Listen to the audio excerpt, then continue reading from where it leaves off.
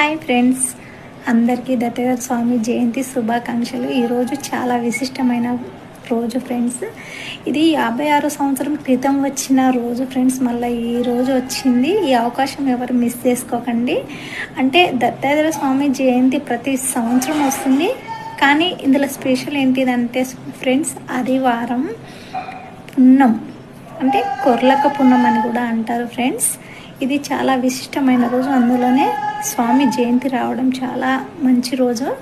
ఇది బ్రహ్మ, విష్ణు, శివయ్య ఈ 3 అవతారం ఎత్తిన దత్తాత్రేయ స్వామి వల్ల చాలా విశిష్టమైన రోజు. పొద్దున్నే లేచి చకచక కాలకృతలు తెరుచుకొని తలస్నానం చేసుకొని లక్ష్మీదేవికి, దత్తాత్రేయ స్వామికి పూజించండి ఫ్రెండ్స్. మీకు ఆర్థిక పరిస్థితుల వల్ల కానీ, కళ్యాణం జరగకపోవడం కానీ, ధన సంపద లేకపోవడం కానీ, అప్పుల బాధలతో ఇబ్బందులు పడే వాళ్ళు ఈరోజు చాలా మంచి అవకాశం వచ్చింది ఫ్రెండ్స్. ఎవరు మిస్